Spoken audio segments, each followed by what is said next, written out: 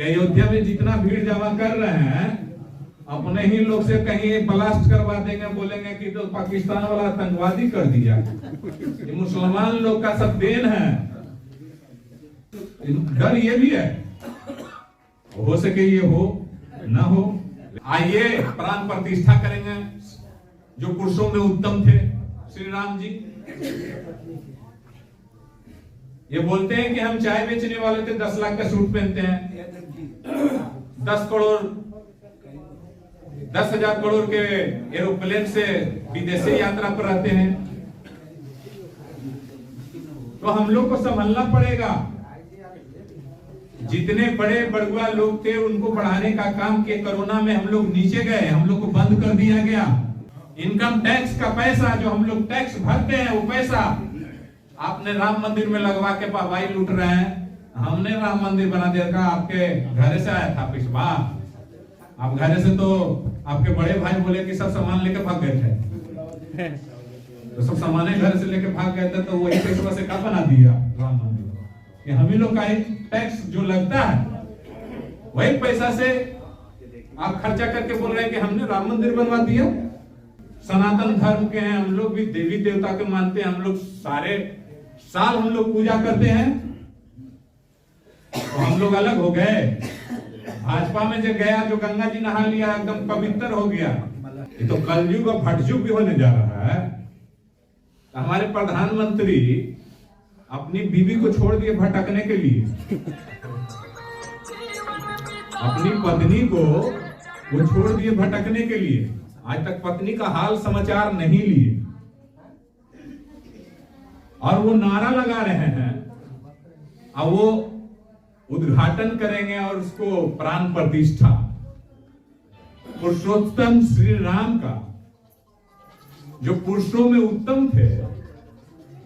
हमारे माननीय प्रधानमंत्री जी कितना पुरुषों में उत्तम है, जो अपनी पत्नी को भटकने के लिए छोड़ दिए।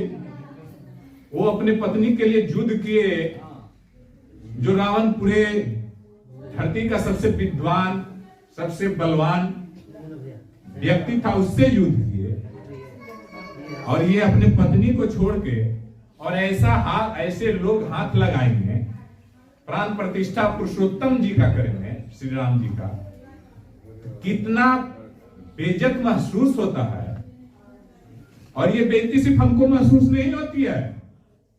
हमारे जो शंकराचार्य हैं उन्होंने बोला कि जो बीवी को छोड़ दिए हैं, अब वो श्री राम पुरुषोत्तम श्री राम का प्राण प्रतिष्ठा करेंगे, और हम लोग बैठ के ताली मारेंगे खड़ा होकर। और ना सिर्फ केवल ये, देखिए वो क्या बोले हैं क्या ना बोले हैं उनकी बात पर हमको कोई भरोसा नहीं है। लेकिन एक बात जरूर है जो हम मानते हैं कि तेजस्वी यादव को लग रहा है कि उनके पैर तर के धरती है खिसक रही है।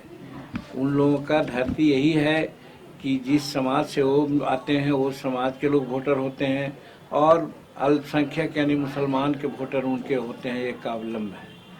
और वो सोच रहे हैं कि हमारे नरेंद्र भाई मोदी जी इधर चाहे कोई आइलैंड में गए हों या मुसलमानों का जो 3 तलाक वाला मामला था सो था, यानी अब मुसलमान समाज के लोग सोच रहे हैं कि भाजपा से हमको किसी प्रकार का कोई क्षति नहीं है, और मुसलमान के लोग भी अब भाजपा को वोट देने के सोच रहे हैं।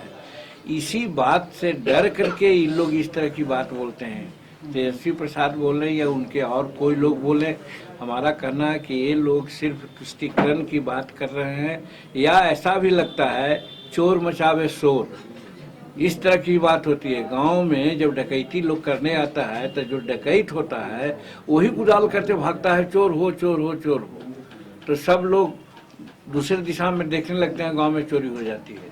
तो इस प्रकार से ये लोग इस तरह की बात करते हैं, खुद हवा फैला रहे हैं। ये बेतुकी बात है। भारत का कानून व्यवस्था और उत्तर प्रदेश का कानून व्यवस्था इतना सुदृढ़ कि एक चिट्ठी भी सी नहीं करेगी, एक बात। और दूसरी बात, वहाँ कोई बुलाए जा रहे हैं, वहाँ सब अपने मन से, आस्था से, भक्ति से आ रहे हैं।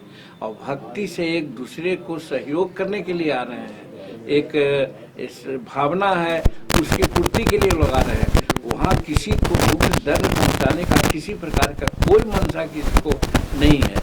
इसीलिए ये सोचना कि नरेंद्र मोदी जी कुछ ऐसा करेंगे।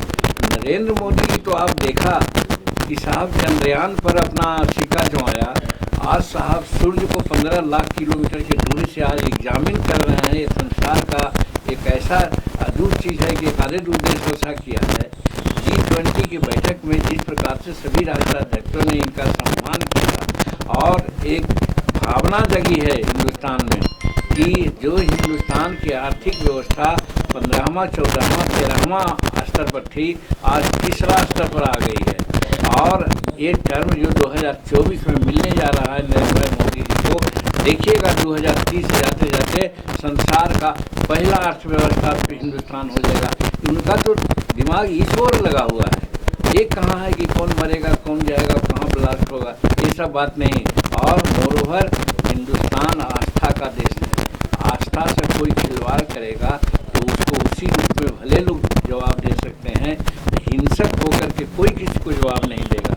और हम समझते हैं कि भगवान राम की बात जो आती है, भले हम न माने, दुनिया न लोग माने, लेकिन लाखों लाख लोग मान रहे हैं, उनकी आस्था को हम कदर करते हैं। और हम कहते हैं कि अगर सचमुच जो भगवान हैं तो जरूर उनको मदद करेंगे, और जो इस प्रकार का सोचेगा उसको उंगली पड़ेगा अपने। इसलिए ये कहना किसी का गलत है। नरेंद्र भाई मोदी जी शांति के लिए, यहाँ के करोड़ों लोगों की आस्था के लिए राम मंदिर बनवाने की बात किया है। और राम मंदिर में 22 तारीख को जिस प्रकार से होने जा रहा है रामचंद्र जी का, भगवान रामचंद्र जी का वहाँ प्रतिष्ठापन, वो संसार के लिए कहिए, हिंदुस्तान के लिए कहिए, अयोध्या के लिए कहिए, सबके लिए एक नायाब चीज़ है। उससे लाखों लाख लोगों को रोजगार मिलेगा। और वहाँ काम करने वाला आधा तो मुसलमाने हैं, दुकानदारी है और सब चीज़ है। और खुद से मुसलमान भाई बहन भी उसमें आ रहे हैं, आएंगे ही।